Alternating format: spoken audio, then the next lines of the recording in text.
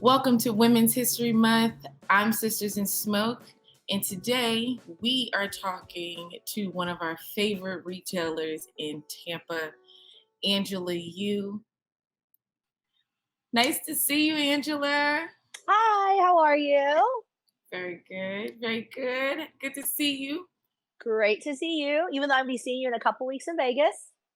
Yes, we're going to be doing our figure eights on the floor. I'm looking forward to that. That's right. But I'm excited to be here. For those that do not know Angela Yue, she is the owner of Grand Cathedral Cigars. Whoop, whoop. Whoop, whoop. Now, Angela, are you owner and operator? Tell me what your title is, like, or all encompassing. Yes. So I am an owner here at Grand Cathedral, Mhm. and I have two business partners here. And I'm also the day to day operations manager. So I spend most of my time here. I'm boots on the ground and behind the bar with my girls, and in the front with the guys selling cigars. So I am very much involved with the every day to day, as well as the behind the scenes. And I'm also an owner here as well. Nice. Speaking of boots on the ground, when I met you, you operated Lord Puffers out in Escondido, San Yes. Diego area. Yes. And I just remember coming in like, oh my God, is this a lounge or is this a family home where they welcome you to smoke? I mean, the layout is beautiful. The events were beautiful. You Thank produced Fuente you. Fever. I believe it was the first time I Yes. actually met you in person. And that's where I learned that you like to get your hands dirty. That is right. So, guys, I think she might give you a run for your money as it relates to Home Depot runs, sawing wood while smoking a cigar, taking that break, play the piano, speak German. What is it that you I don't do? What is it that you don't do? just like to roll up my sleeves and get my hands dirty. My hands don't look like this for no reason. I work. So, and I enjoy it though. That's the thing. Like I really truly enjoy it. That's lovely. When you bought the Grand Cathedral, Mhm. what pieces in your lounge are touched by you? Like when you walk in, like I did that wall, I put that painting up, I put Right. this chair. What pieces have your personal touch? So, I, like many, am a small business owner, and we sometimes don't have the resources to have this huge team of architects and design firms to build it. You got to kind of do it yourself. Hmm. And when we walked into Grand Cathedral, we really didn't have a layout. It kind of developed over time. First Okay. we built this room, then we built that, then we're like, you know what, let's put this here. So it was an ever evolving process.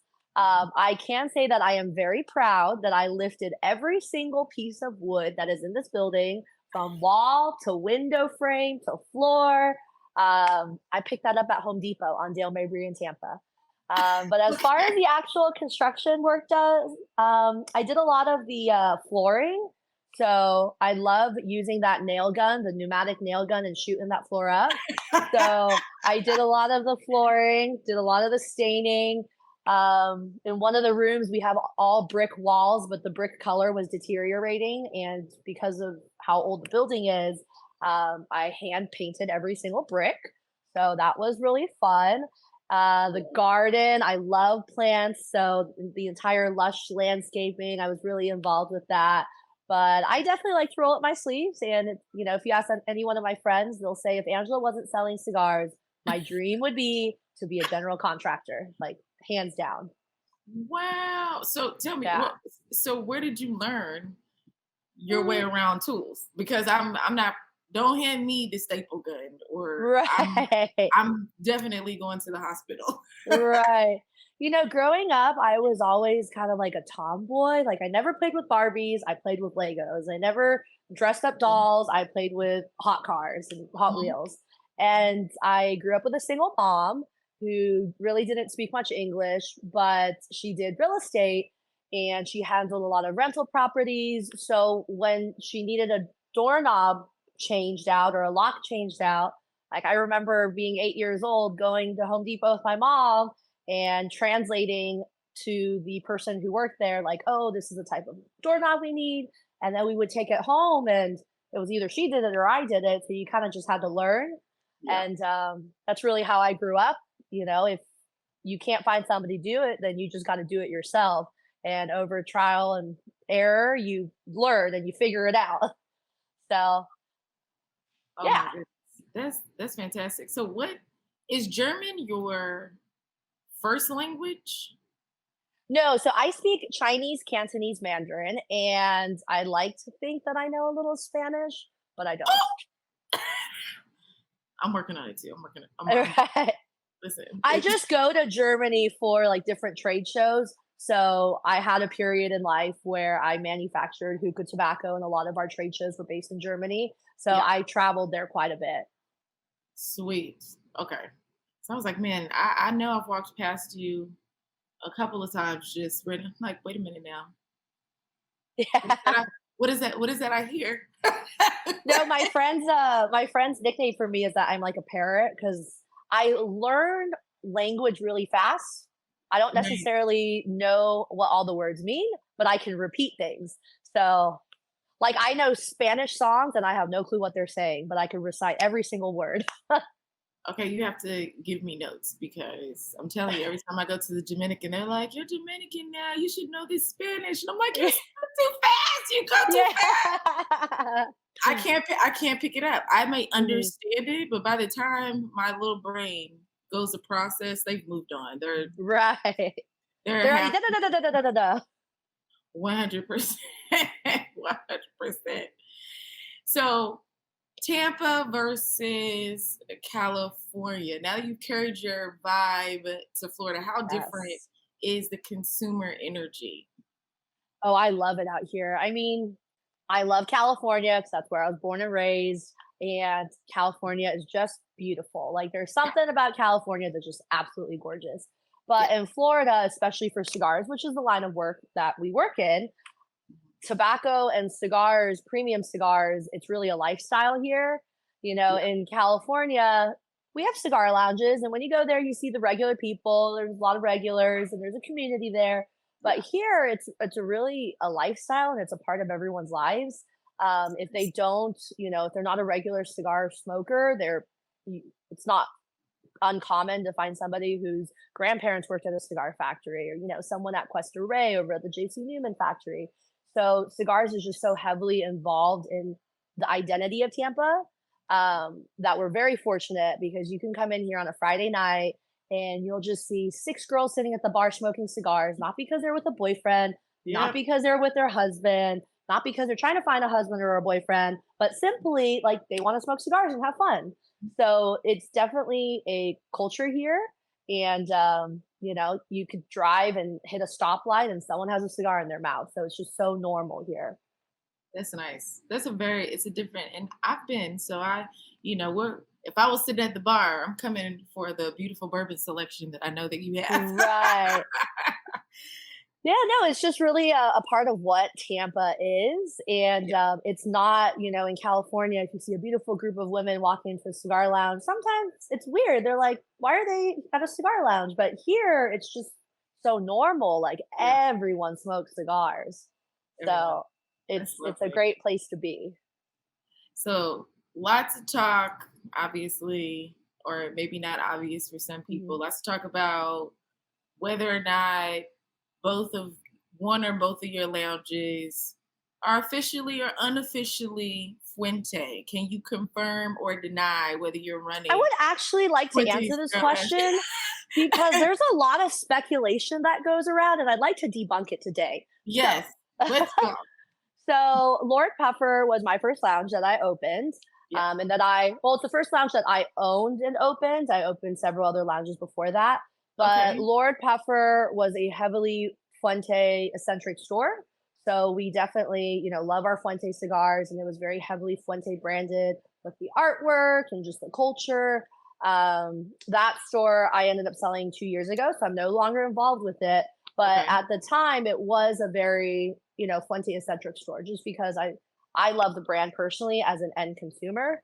Yeah. I love the brand as a retailer, and I just really love the family and who they are and what they embody. So it was very Fuente forward. Grand Cathedral, on the other hand, is also very Fuente forward. If you walk any hallway, there's pictures of Carlito, pictures of Cynthia, pictures of Leanna, pictures of the factory. And we are very blessed because Carlito is also my partner here at Grand Cathedral. So he is affiliated with the store, Sweet. and we are very blessed in that sense. I tell people I feel like the kid in Willy Wonka, and Carlito's my Willy Wonka, and I'm the kid that got Oh, the golden ticket. can And I be just can I be the grandpa? you be the grandpa. You can come along on the trip too. But I really feel like I got the golden ticket, and I'm so blessed and thankful that Carlito gave me this opportunity. Yeah. But Fuente is very much who we are here. We're not a Casa Fuente. We're not Arturo Fuente Cigar Club in the Dominican Republic.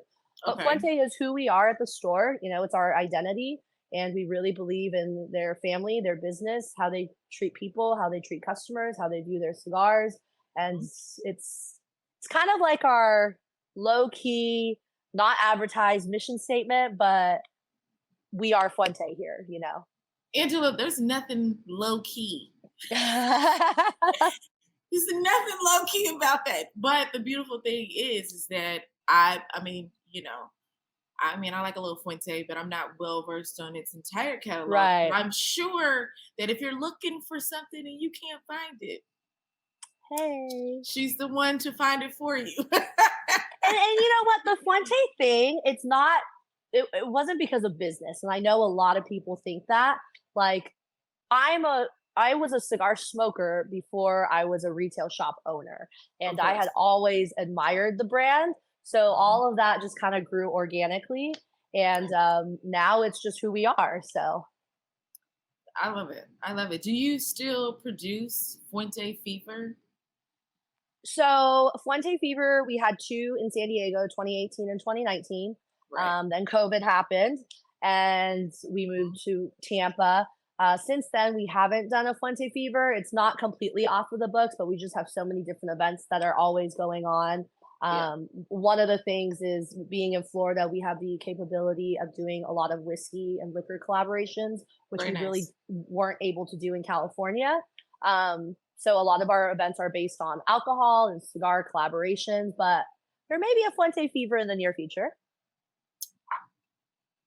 And Listen. then you could be our guest of honor. I will come and sit at your bar and drink the bourbon, and I will come and indulge for Right. sure. For sure. In 3 words, being a tobacco retail owner is Ooh, dot dot dot. You know what I was thinking about this one. Okay. Um, Number one, I think is endurance slash mm, perseverance. Yeah, endurance. And I think, especially being a female in this industry, it is ever changing. And there's a lot of days where you get knocked down and you just got to keep on, get yeah, on your feet and stand up and keep on pushing, because if you let those situations demotivate you, it's really hard. yeah. And number two, I think it is fulfilling. The Nice. people who are in these four walls are what make what I do so enjoyable.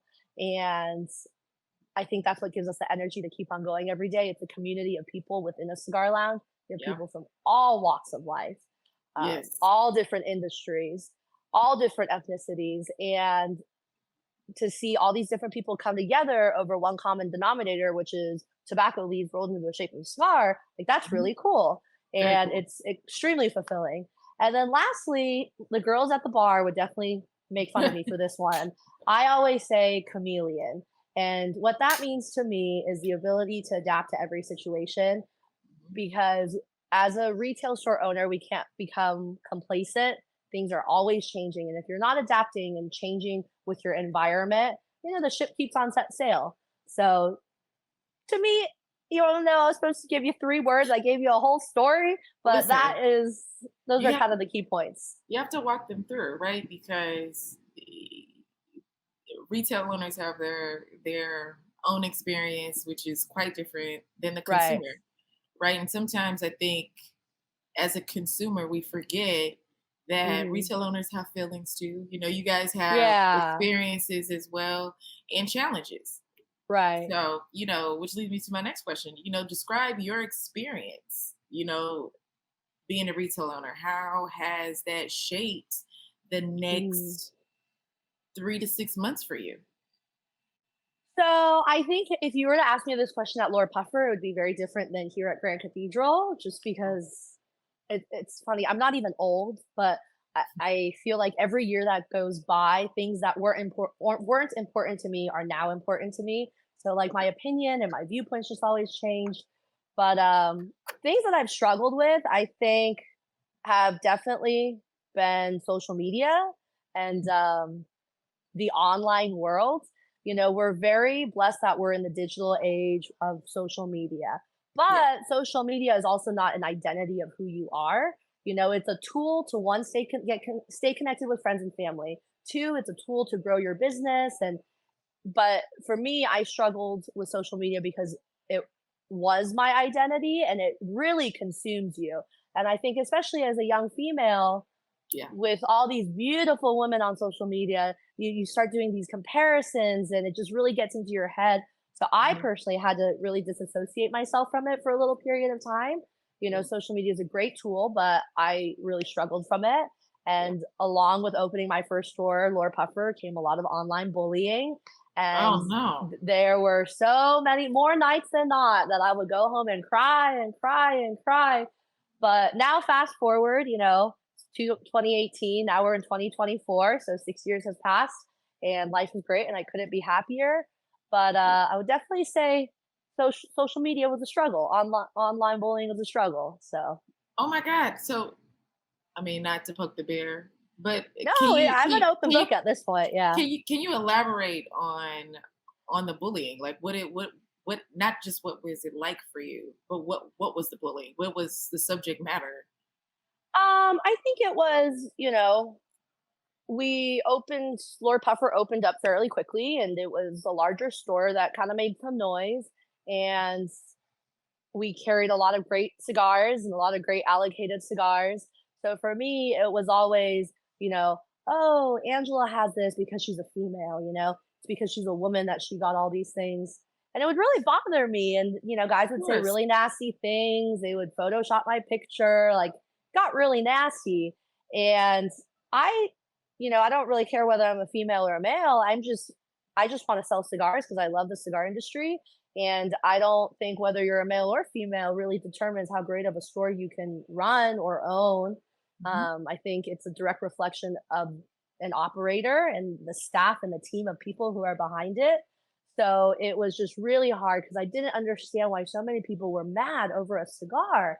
Like, it's just a cigar at the end of the day, If I have it, if you have it, if I don't have it, or you don't have it, it's just a cigar, Yeah. and the extents that people would go to express their unhappiness with our store, it was really Mhm. hurtful, And one of the Yeah. things that I so distinctly remember, there was a forum online, and they had a thread, and it was whoever gets to the 10,000th comment of making an insult to Angela wins a box of allocated cigars.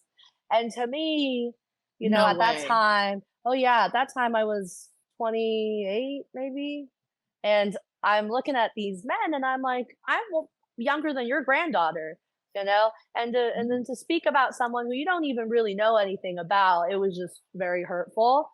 But now I'm done and over with it now, So I'm in a happy place. I'm great people, great customers, great friends and family. So Okay, so we see you on the other side of the bullying. mhm. How did you get through it? Because you can't go over or under. You absolutely have to. Right. So what did you do to get through that? How did I you cried and You cried cried? and cried. Anyone who knows me knows I cry, and I am a crier. So there was a lot of nights of crying, but to me, it was really motivation to keep on going, because for all those naysayers, I wanted to make it, and that's what I think really drove me and lit a fire under me to just keep on pushing. And at the same time, I'm surrounded by such great people too. You know, they say it's the law of duality. For every extreme of bad you have on one side, you have the extreme of good on the other side. So I've Yes. been very blessed that throughout the whole process, I've had great mentors, you know, who have just been a shoulder to cry on and just listened to me for hours ranting and ranting. And you know, the Yeah. customers too, and my team of girls here and guys, Mhm. you know, I can't have a bad day because we need to keep this ship sailing. And Yes. they make me better and they make me want to do better. So, That's great. When you have a team, a supportive team like yeah, that I think that really shows how far you can really go. yeah. So while we're still on the struggle bus, Mhm. what is or what has been your biggest struggle that you face working in premium cigars? Um, I mean, if it's a personal struggle, it'd definitely be people identifying, you know, or discrediting, you know, maybe what we have is just because I'm a female. That one really bothers me on a personal level. Yeah. I just want people to look at the store as a whole and say, hey, you know, it's because they have great events, they merchandise well, they sell a lot of product, and they provide a great customer experience. Like those are the key points that are important to me. Yeah. Um, Other things, I think just trying to stay innovative and doing coming up with new ideas because there's so many great ideas out there and Yeah. so many of them have been done. So I Yeah. find myself like, okay, well, I'm going to do another event, but how can I make it different? Like, how can I do something that I haven't already done or that another retailer hasn't already done? Because there's so Hmm. many good retailers out there, and just trying to come up with new things and staying on top of the new trends because I feel like we're at a place in the world where there's just so much knowledge coming out. And now Yeah. end consumers are very knowledgeable. You know, Yeah. 10 years ago, end consumers were not knowledgeable about the composition of a cigar, but now end Hmm. consumers are aware of the newest releases, you know, 6 months before PCA. And I think it's just staying on top of all the new things coming out. There's a Hmm. lot, you know, There's a and you lot. especially because you know, I work with more limited companies versus you Yeah. work with a lot of brands and a big portfolio and there's so much product out there. So just staying on top of the new things that coming are coming out is a Nice. struggle for me. I can't remember. But how do you stay on top of those trends as a retail owner, right? Like you're busy. I'm Uh-huh. pretty sure pretty I'm sure your yeah. calendar is stacked. How do you make time Um for the trends? so I'm lucky because all the guys that work in the front, the cigar sales associates, they all come from a cigar enthusiast background. So Okay. they were all cigar smokers before they started working here. And they are Nice. very knowledgeable, staying, you know, up to date with Half Wheel, Cigar Snob, Cigar Aficionado, Cigar Journal, all the different publications. Yeah. So I cheat a little and I cheat off of them because they kind of have to remind me. But we all hold each other accountable, and you know that's a time where social media does come in handy because social media you can't hide from it. It keeps you updated. So Oh, that's the cheat code, guys. Get yeah, you people who know more than you. What's the saying? Like, if you're the smartest person in the room, that applies to right. that applies to subject matters. Maybe not Yeah. entirely, but I can see that working out really, really well. So what are a couple things people should know about getting into the retailer business or opening a lounge? Um, Definitely if cigars are your hobby, running a retail store is not a hobby, it's still a business. I think that's Yeah. number one. I think a lot of times, and you know, small business, brick and mortar retailers mostly do come from people who enjoy cigars, you know, as Yeah. that's appropriate. But I think we also have to remember as a retailer that even though we do enjoy cigars, and even though the cigar industry is so much fun, the whiskey, the drinking, the music, the cigars, we Yeah. still have to remember at the end of the day, it is a business Mhm. and we still have taxes to pay, insurance, payroll, you know. So just remembering that it's not all the glitz and glamour of hanging out, like it is a business. And that would definitely be my number one. And number two, as Tony Montana and Scarface says, don't get high on your own supply. Don't smoke your inventory because there is so many beautiful cigars out there, but don't smoke your inventory. Not even one, not even allocation. You don't have like Maybe a if it's monthly like a a monthly allocation. special, Well, I've like really learned to look away from temptation, right? So I pick my special cigars for special occasions with special people and special events. But Yeah, other than that, I stick to my house blends and yeah, because right now, especially after COVID, there's such a shortage of everything, not just yeah, cigars. And yeah, with there being such a shortage, when you get a box of 858 Fuente and you have people that buy boxes of 858 Fuente, you can't be smoking 858 Fuente. You got to find yeah. something else because there's such a shortage of cigars out there on the market that we're lucky across any brand if we get the core line stuff fulfilled. So don't smoke your inventory. That's my number two advice. Don't get high on your On own your own supply. supply. It's like we planned that one. Now, speaking of personal supply, I Mm. have it on good authority. Mhm. Well, really, just I saw with my own eyes. So there we have it. You have a fantastic humidor collection. Now, I don't know, guys. I don't know if there are Mhm. cigars in these humidors, but but if there is, I would be even more impressed. But you have a thing about collecting I beautiful humidors. do. Tell us about that. I have a thing. You know what? It's just a problem. Like whatever hobby I get into, I just gotta have like you gotta catch them all. It's like Pokemon, right? You gotta catch Yeah. them all. So the humidor thing has become a problem because I no longer have space for the humidors. So I have a whole bedroom that is now dedicated to the humidors. And Oh, the cigars, I'm weird about them. So anyone who knows me or who's close to me will know that I really hate smoking those cigars. I really like looking at them and enjoying them because they're so beautiful. And yeah. for me, it has to be a really special occasion for me to smoke one of those unicorn cigars. Because otherwise, I just like looking at it because it gives my eyes satisfaction.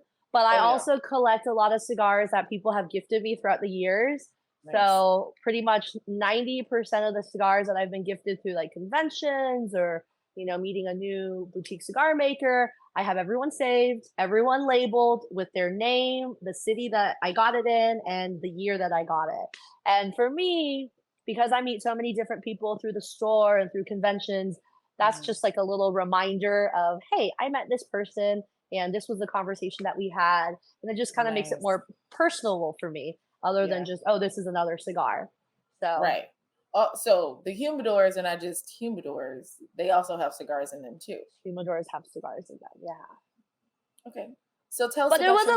it was a little different at Lord Puffer. You saw the back of the aging room, the Well, yeah, long that's room, right? that's what I was alluring to. I saw them. I know you probably Yeah. doubled that since then, but I. So at Lord Puffer, it was easy because we had one room that was about 40 feet long with a center island, so I could display every humidor so beautifully. Oh, it was But now, great. since I moved to Tampa, I don't have that space anymore. So now Okay. they're just kind of scattered all over the place. It's a stressful job to maintain them because I know how valuable they are. And I'm like, we got to do this. My poor boyfriend, I'm like, it's time to check the humidor day. Like, let's go around, do our rounds, check the Bovita packs, check everything. So Ah, it's definitely high maintenance, but it's okay. you have roped him into your addiction. Oh, I love it. I'm pretty sure he tries to make you pay him with smoking one of the unicorns out of your. Listen, I think the only reason why he hangs out with me is because he gets cool cigars from all the people. And now I tell him, I'm like, since we started dating, like I don't get the cigars anymore. Everyone gives them to you. I'm like, this is becoming a Oh problem. no. So I do tease him about that. You're like, stay home, babe. I'll be right back. Yeah, exactly. So since we're on cigars, how do you shop? So we're going to Mhm. PCA, obviously. How do you Right. shop for the cigars in your humidor? So I think our humidor is very unique in the sense Mhm. that, it's a good amount of square footage, but Yeah. we don't carry a lot of brands. We carry few brands, but the brands that we do, we carry deep. So we Okay. carry all their facings. We have all their varieties, all the different size varieties. Okay. And, there's not one model that works. I think it's situational to the store and the environment that you're in. For us, this 100%. model works because we're limited on space. And I really believe having a great relationship with vendors And they could be any vendor, right? Yeah. You could pick whoever you want, but I think it's just important to stay consistent because, like any relationship, it's a two-way street. I give you love, you give me love. It's a Yeah. symbiotic relationship. Mhm. And I feel like when you have a humidor and you have thousands of facings from all these different brands, you don't really get to build that personal relationship with the companies and the manufacturers, which Mhm. then when you're doing events, they just can't show you as much support because it's not justified because you're not doing volume. So for me, Mm. we definitely work with fewer companies, but the companies that we do, we stand by, we do events for, and we just really stand behind them.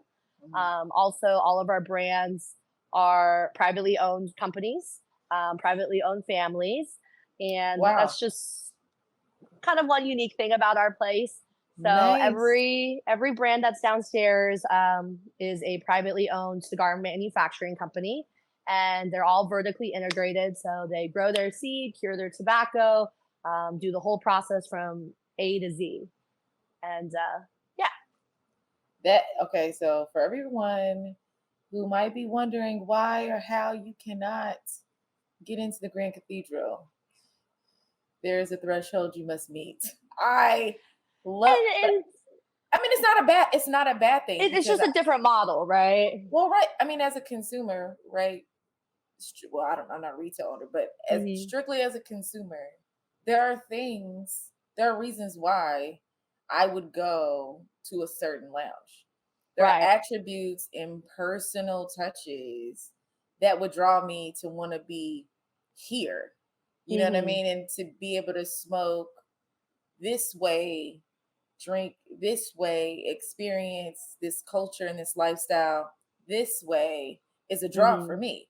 I mean, it's not a Right. knock. I think that it's great, but it's the same for a lot of stuff. Right. So kudos to you because now I'm gonna go in here and have a whole new experience. Like, okay, she said everything is vertically integrated. Now I understand why I'm smoking what I'm smoking. Right, and you And know then who said it really good? We were in Germany, Intertobac, and I was at a function with Charlie Minato from Half Wheel. And I love to ask questions. Like, I am a questions person because I'm same. curious. Yeah. And I asked him, I was like, what differentiates, because he does reviews, right? What Mhm. differentiates a good company from a bad company? Really simple, generic question. Yeah. And his answer to me, which I didn't understand at first, was the ability to say no. And like, I'm Mm. like, Charlie, what the hell does that mean? The ability to say no. Like, that doesn't mean anything to me. And he goes, Yeah. if a company has the ability to say no, they can guarantee you consistency. And what that means is Mm. like, there are some companies, and it's no disrespect to large or small, but the most important thing for us as a retailer is to have a consistent product for our end consumer. And in order to have a consistent product, the cigar has to be relatively the same.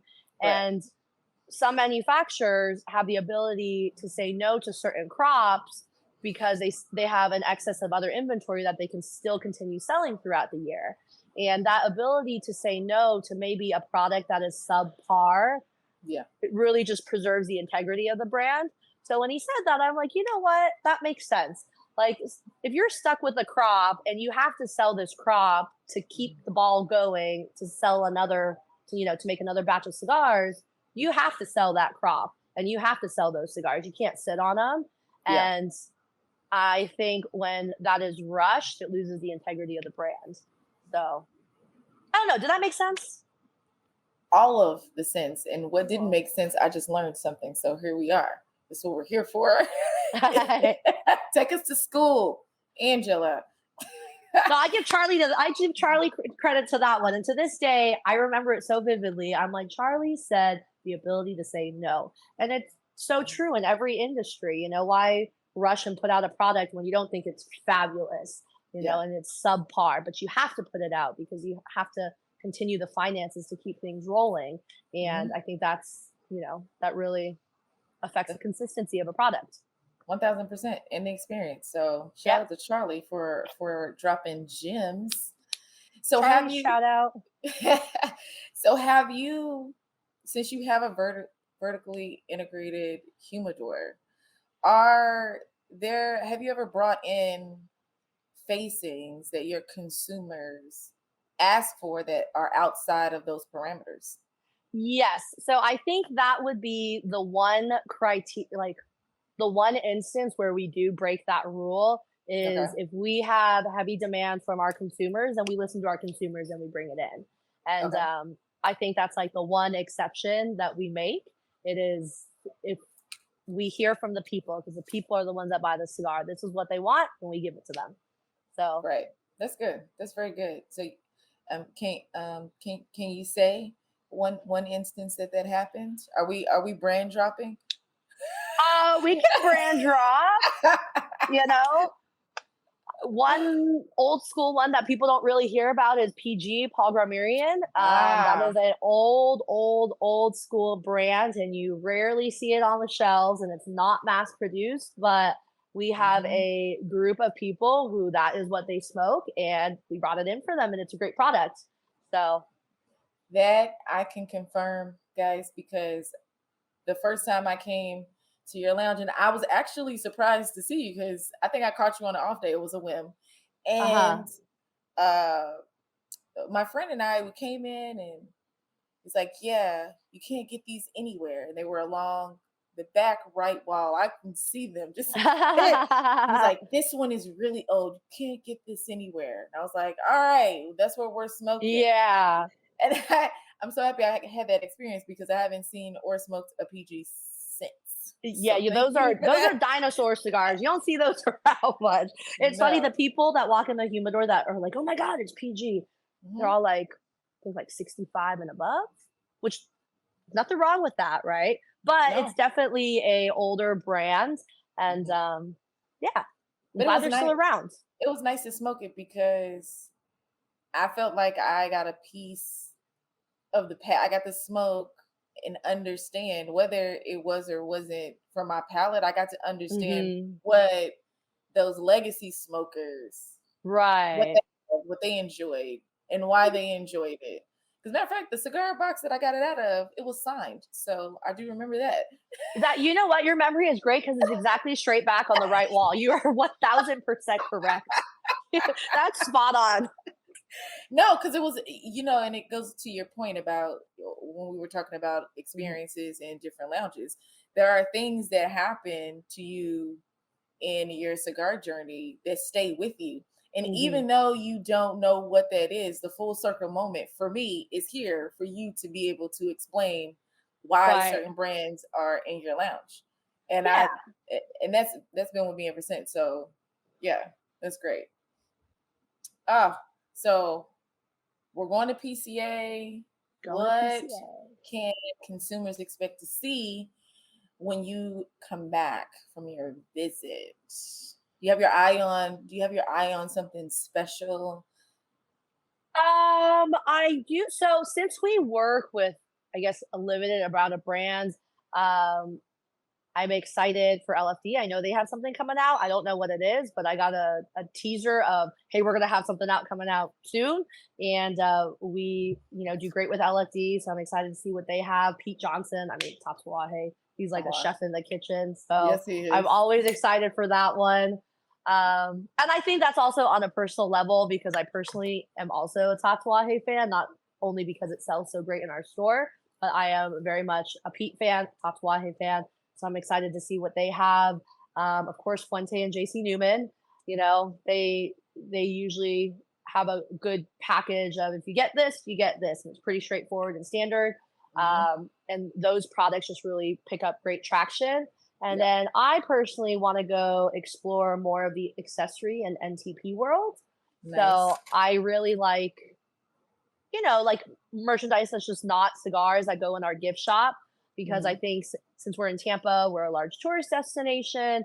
Tampa brings in people from all over the world with our international airport that Hmm. I find the tchotchkes and the non-tobacco product stuff in our gift shop Hmm. really sell through better here in Tampa than it did in San Diego. So Nice. I want to find like diverse, cool items to fill the gift shop. Like other than your standard cutter and lighter, like I want to find other cool things. Oh, that would be So nice. That'd be great. yeah. So, what other? Okay, so give me one piece of advice that Mhm. someone in this industry has shared with you, besides Charlie's gym, uh, that you can share with us that you've proven to work alongside your professionalism? So I have two people in my life who are very monumental. And I think these two people have helped me grow significantly on a personal level, as a business owner, as a leader. And those two people are Rich Dolak, who is the vice president of operations for JC Newman, and also Carlito Fuente, of course. And those Mhm. two men, like when I have a situation, I always run it by the two of them because they give me two very different perspectives. Yes. And from those two guys, I'm able to, come up with a decision. And one thing that Rich always tells me, who Carlos Sr. used to always tell him, Mm. and he would tell this to me, was to stay in your own lane and to stay focused because at the end of the day, you have an end goal.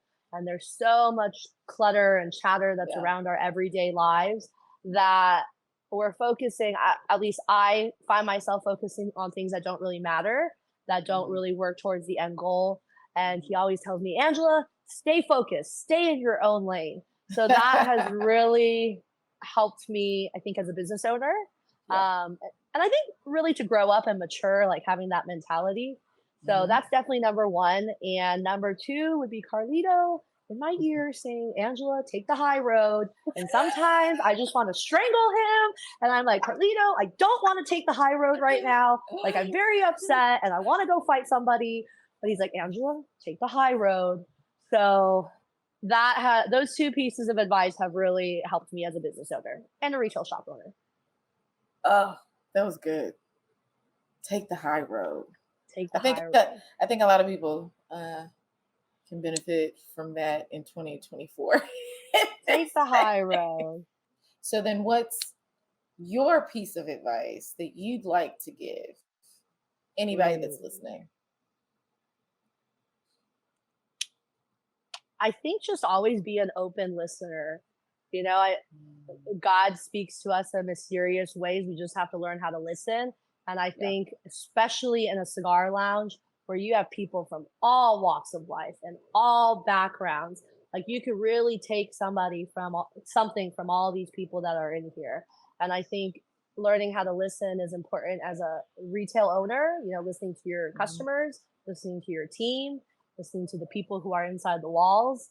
Yeah. Um, I think I think that's definitely the biggest piece of advice, and learning from other retailers because they've done it and they've made it. And I look up to so many retailers, and I have for over a decade. And like to me, they are my inspiration. And I always have three. It's always the same three. It's So the Dave same thing. Garofalo. Yep, Dave Garofalo from Two Guys, Jeff Borshowitz from Corona Cigars, and Abe from Smoke Inn. Like those guys are the Grand Puba OGs, and they're great retailers. Yeah. And it's they're inspirations. Yeah, they run fabulous stores. I mean, listen, They run. the great smoke alone. Oh, it's It's huge. And it's not even it's that old. The event is no. relatively new and it's gotten such great traction. And, it's just really admirable. Sheesh. I So, walked in and I said, "Oh my God, where did all these people come from?" right. Oh, Oh, it's like a whole orchestrated, like, it's a whole production. it's a And well-oiled machine. so stuff like that is just inspiring, learning from your peers and using your peers Mhm. as inspiration. That's, what really drives me. That's lovely. So let's talk about bucket list items. Mhm. Okay. Give me one professional and one personal bucket list item that you want to complete this year. So professional, applicable to Grand Cathedral. I would like to, I guess, revamp our bar program. Um, Okay. just because liquor is not really the background that I come from. I come from premium cigars. So for me, running and owning a bar, that has been a whole learning process. How Mhm. to work with the distributors and how to buy things, how to get allocations. So now we've been buying for 3 years since we've been open. So I kind of got the feel of things, but I Mhm. would really like to revamp our bar program and just take advantage of the fact that we're in Florida, and things are so much more accessible here. So I'd Yeah. like to have a cool bar program. That's the professional side. And the personal side, I want to learn or I want to get my motorcycle endorsement. So I want to ride motorcycles. Wait, is a motorcycle endorsement the same as like a license? Yeah, so it would be like a Or license, and I would plan to go to the Harley dealership because they have courses there, and you can get your endorsement, which is like a license. And then once you get that, you can, go ride. So right now I ride backpack with my boyfriend, but Mhm. I just want to have the ability to ride if I want to ride. Oh my- Do you So have a that's my motorcycle? goal. Do you have a Um, motorcycle? I'm like thinking about getting one, but I don't have my endorsement yet. So this is why I need my endorsement. Otherwise, there's no point of having a motorcycle. But we're looking at a new bike like an hour ago. So He's like this right now. This is uh, this is this is an active list. yeah. Okay, Oh yeah. I'm getting this bike ASAP. So Yeah. when are you gonna start? Um See, the only problem is Florida is so hot. Like, I don't want to go take courses in the hot, muggy sun because then I'm just gonna be miserable. That's But true. I'm trying to convince a female friend to go with me because I don't want to be the only girl out there. And if I could find somebody to go with me, I mean, I'll go as early as they want to go. So That's fair. I'm just hoping to get it done before the end of the year because it's a hobby that I really enjoy. And Yeah, I just feel like it'd be cool if I knew how to ride a bike. Doesn't necessarily mean I'm going to go ride every day, but just to yeah, have the yeah, ability to ride if I wanted to. yeah. That's okay. You can say that now. Next thing you know, all of your Instagram posts are gonna be you I'll be all revving tatted the up. engine. I'll be like That's Angela it. Biker Girl. It's like every time I see you, you got a new Yeah, that's going to be me. tattoo. that's that's actually wonderful, and I did not see that coming. Yeah, I want to learn how to ride a motorcycle. My poor mom. If my mom's watching this, she's going to be so mad. I'm sorry, mama. She's like, "Don't do it, baby. Don't do Yeah. it." Oh, yeah. Big time. So you run a retail store, you have a kick-ass humidor collection, and people give you things all the time. But if someone were to gift you a cigar, Hmm. what would you want it to be, and what is your favorite size? Oh, I would say definitely a Lancero for the size. Yeah. As far as what it would be, maybe something that hasn't been made before. Maybe Mhm. like a Casa Cuba Lancero with a Maduro, or like a kinetic. Oh no no no no! Wait, time out, time out, time out. I Wait, got it. because I will Okay, take okay. either one of those. Okay. A Casa Cuba Lancero with a Connecticut broadleaf and Añejo wrapper. That's what I would want. So Carlito, if you're listening, you got to make Hey, that cigar, hey, is this thing on? right? Because those are two of my favorite cigars, and then my favorite format, like into one. So if an añejo and a Casa Cuba had a baby in a Lancero shape, that's what I would want.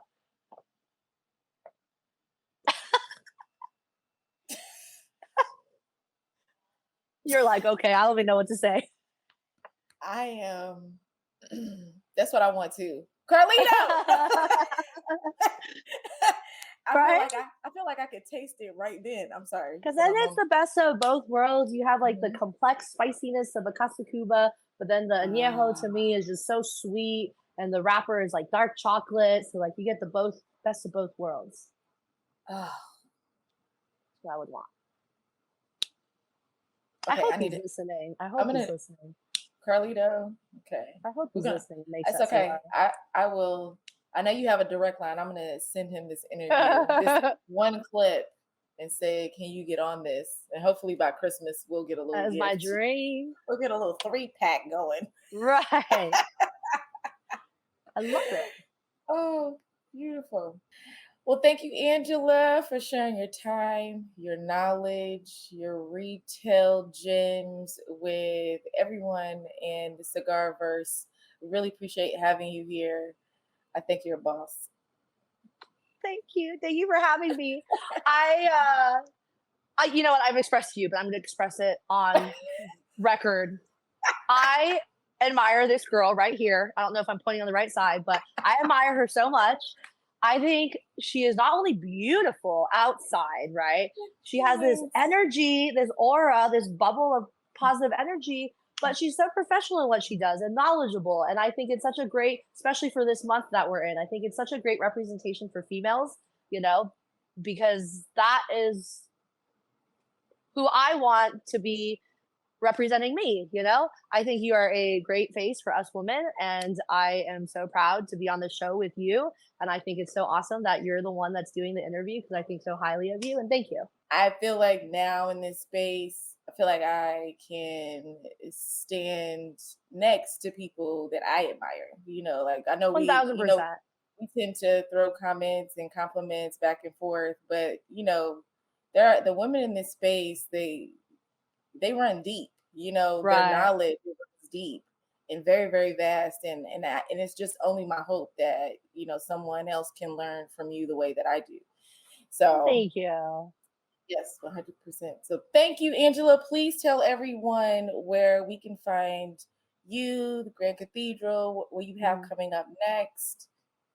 So, my name is Angela Yue from Grand Cathedral Cigars. We are in Tampa, Florida, the cigar capital of the world. We're located at 2201 North Florida Avenue, and we're open 7 days a week. So, if you follow us online on social media, Instagram or Facebook, you can stay up to date with all of our events and dinners and whiskey tastings that we have coming up. So, hope you guys can join us. All right. Thanks, Angela. Thank you. Bye. Thank you for joining us for Women's History Month. This segment has been sponsored by JR Cigars. See you next week.